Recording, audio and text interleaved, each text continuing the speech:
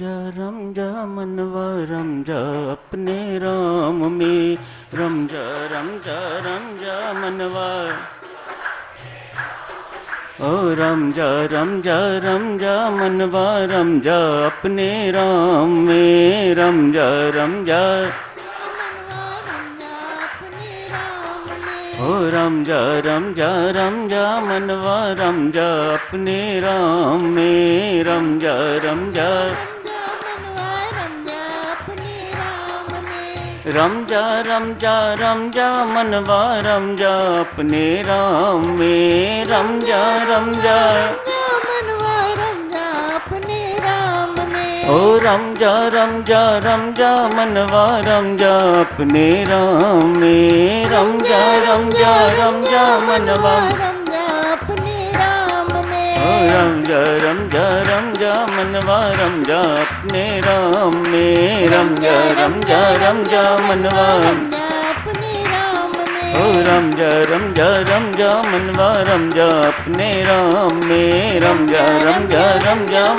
रम जा अपने ओ रम जा मनवा रम जा अपने राम में। रम जा मनवा रम जा अपने ओ रम जा मनवा रम जा अपने राम में। रम जा मनवा रम जा अपने ओ रम जा मनवा रम जा अपने राम में। रम जा मनवा रम जा अपने ओ रम जा मनवा रम जा अपने राम में। रम जा मनवा रम जा अपने ओ रम जा मनवा रम जा अपने राम में। रम जा मनवा रम जा अपने रम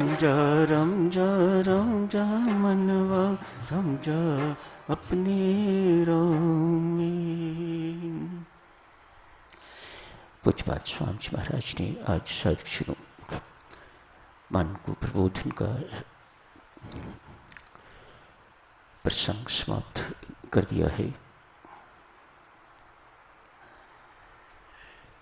मन को साधु कोई बकरा कहता है,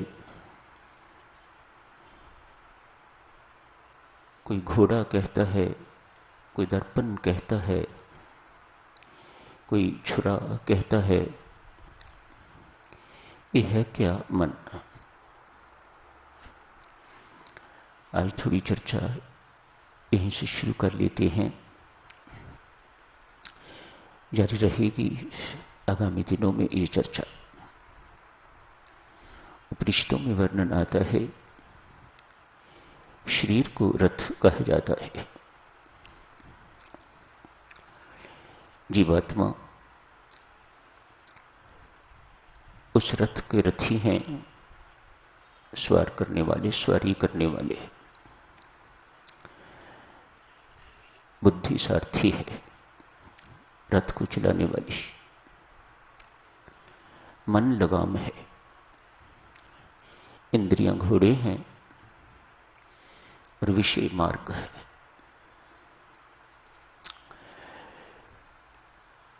अर्जुन के रथ के सारथी भगवान श्री कृष्ण थे। अर्जुन तो रथी थे, उस पर सवार गीताचार्य भगवान श्री कृष्ण स्वयं सारथी थे।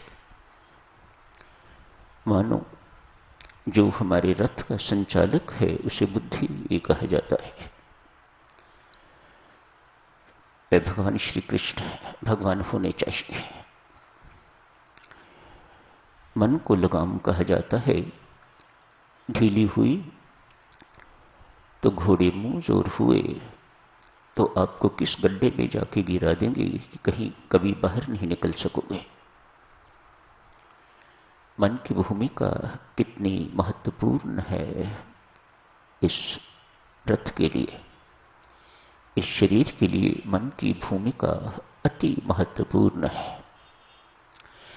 कस के लगाम रखेंगे तो घोड़ों पर नियंत्रण रहेगा, अन्यथा ये घोड़े क्या कर देंगे आप बहुत अच्छी तरह से परिचित हैं। ये घोड़े किसी को नहीं छोड़ते। पतन की ओर ले जाते हैं, गहरी खाई में जाके गिरा देते हैं, जहां से एक साधक कभी बाहर नहीं निकल पाता। संत महात्मा कहते हैं, साधक इस मन पर नियंत्रण करना, इस लगाम को कस के पकड़ के रखना, अपने वश में रखना ही सारी की सारी साधनाओं का लक्ष्य है।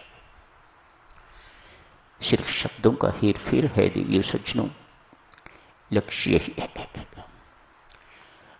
मनोनिग्रह, मन पर नियंत्रण, मन का पवित्रीकरण, मन का शुद्धिकरण, मन को निरोग बनाना, ये सब एक ही बात है, इसमें कोई भेद की बात नहीं है। सारी की सारी साधनाओं का लक्ष्य साधक जनों यही है। जब तक ये नहीं हो पाएगा तब तक साधक जनों भीतर विराजमान परमात्मा का बिंब प्रतिबिंबित नहीं हो पाएगा। अतएव इस मन को दर्पण कहा जाता है। दर्पण जितना साफ होगा उतना प्रतिबिंब भी आपको साफ दिखाई देगा। हमारा मन रूपी दर्पण इतना गंदा है कि हमें उस बिंब का प्रतिबिंब दिखाई नहीं देता, मानो वह दर्पण ही नहीं रहा। वह दर्पण किसी काम का नहीं जिसमें आपको अपना प्रतिबिंब न दिखाई दे। हमने इस दर्पण को इतना मलिन कर रखा हुआ है, इतना गंदा कर रखा हुआ है, भीतर विराजमान परमात्मा जिन्हें बिंब कहा जाता है उनका प्रतिबिंब मन रूपी दर्पण में दिखाई नहीं देता। एकता पहले भी आप जी की सेवा में एक उदाहरण दी गई थी। एक संत आज सत्संग में रुमाल लेके गए हैं और सभी से पूछते हैं ऐसे करके, बच्चों बताओ ये क्या है। सभी ने कहा गुरु महाराज रुमाल है, किस काम आता है। सभी ने बताया इस काम के लिए आता है, मुख साफ करना हो, हाथ साफ करने हो, पसीना आ गया है उसे साफ करना हो, कोई गंदगी है उसे साफ करने के लिए रुमाल का प्रयोग होता है। शाबाश गुरु महाराज, बहुत प्रसन्न, बहुत सही उत्तर आपने दिया। गुरु महाराज सत्संग में बैठे बैठे ही साधक उस रुमाल पर अनेक गांठें लगा देते हैं और कहते हैं अब क्या है।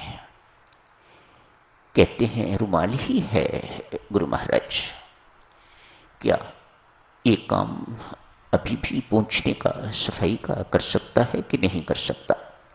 सभी ने कहा महाराज अब ये वे काम तो नहीं कर सकता। क्यों, इसमें गांठें पड़ गई हैं। ये गांठें यदि खोल दी जाएं तो रुमाल फिर सदुपयोग किया जा सकता है, उसका सही उपयोग किया जा सकता है।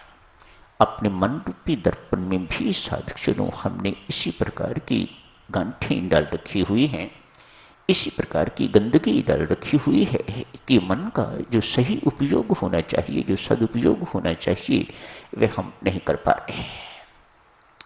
वह मन अतएव विषयासक्त है और काम तो वह बहुत करता है, लेकिन जो काम मन को करना चाहिए, जो काम मन को देना चाहिए, वह दे नहीं पाता। क्यों, उसके अंदर विकार आ गया हुआ है, वह विकृत हो गया हुआ है। आज किसी साधक ने अपने गुरु महाराज से कहा, महाराज जिस वक्त भी ध्यान में बैठता हूं मेरे अंदर एक विचारों का बहुत सा भंडार पैदा हो जाता है, एक बवंडर सा उठ जाता है। सिर्फ ध्यान के वक्त ही नहीं, दिन भर भी मेरी यही हालत है। मैं अमृतवाणी का पाठ करता हूं, उस वक्त भी मैं सिर्फ अमृतवाणी का पाठ नहीं करता, मैं जप करता हूं उस वक्त भी मैं सिर्फ जप नहीं करता, मेरे अंदर तरह तरह के भौतिक विचार उठते रहते हैं। इसी को मन का भटकना कहा जाता है।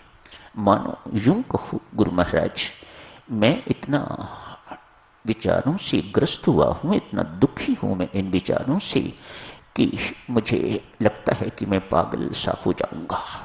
हर छोटी सी बात मुझे इतनी चुभती है, हर छोटी सी बात मुझे इतनी याद रहती है कि मैं उसे कभी भूल नहीं पाता।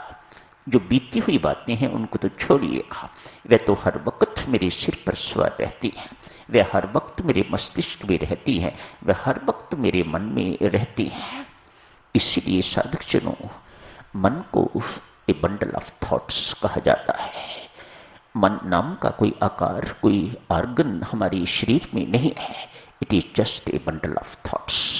संत महात्मा जो विशेषज्ञ हैं मन के, ये घोषणा करते हैं, mind is nothing but A bundle of thoughts.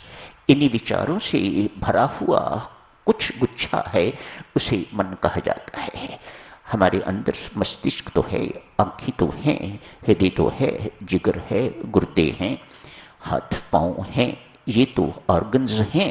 लेकिन मन रूपी कोई ऑर्गन, डॉक्टर्स बैठे हैं यहाँ पर, उनसे पूछ के देखिएगा आप, वो आपको बताएंगे कि मन रूपी कोई ऑर्गन हमारी बॉडी में, हमारे शरीर में नहीं है।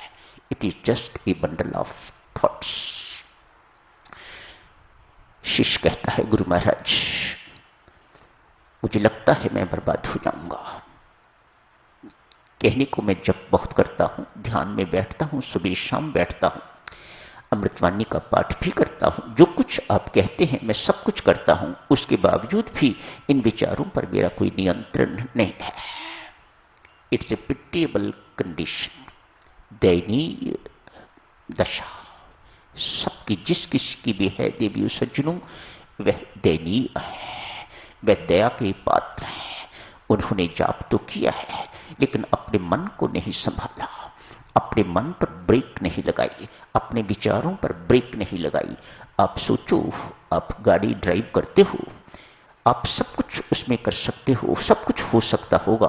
आजकल गियर बदलने की जरूरत नहीं पड़ती, अपने आप बदली जाती है, लेकिन ब्रेक तो आप ही को लगानी पड़ती है, ब्रेक अपने आप नहीं लगती। तो यूं कहिएगा, आपने कभी अपने विचारों पर ब्रेक नहीं लगाई। आपके पास साधन स्वामी जी महाराज ने बड़ा बलवान साधन दिया हुआ है, अति बलशाली साधन दिया हुआ है। अतएव स्वामी जी महाराज फरमाते हैं, जाप इस तरह से करो, इतना करो कि ये आपके विचारों में बस जाए। मानो वह संसारिक विचार आपको ग्रस्त न करें, आप हर वक्त भगवत विचारों में खोए रहो, हर वक्त भगवत विचारों में डूबे रहो। जप करो तो सिर्फ जप करो, उस वक्त आपके अंदर वर्ल्डली थॉट्स जो हैं, भौतिक विचार जो हैं, वह नहीं आने चाहिए। ये साधक बिल्कुल एक ईमानदार साधक है और हमारी तरह का साधक है जैसे हम हैं। हमारे रोगों का एक कारण ये है देवियों सज्जनों, सच मानिएगा आप, जिनका अपने विचारों पर नियंत्रण है वह निरोग हो जाएंगे, वह शरीर से भी निरोग हो जाएंगे और आध्यात्मिक निरोगता भी उनमें आ जाएगी। ये सबसे बड़ा रोग है संसारिक विचार। मन का क्या काम है? सिर्फ यही, संकल्प तरह तरह के इसमें उठते हैं, तरह तरह के विकल्प इसमें उठते हैं, बैठते हैं, उठते हैं, बैठते हैं, उठते हैं, बैठते हैं, मानो जॉगिंग सी कर रहे हैं, ताकि व्यक्ति एक ही स्थान पर रहे, कहीं एक पग भी आगे न बढ़ पाए। इन्हीं विचारों के कारण आदमी बच्चा है तो विचारों से घिरा है, विद्यार्थी है तो विचारों से घिरा है, युवक है तो विचारों से घिरा है, और बुढ़ापे का तो कहना ही क्या है। सारे विचार जिंदगी के इकट्ठे होके तो बुढ़ापे में आके उसे पकड़ लेते हैं।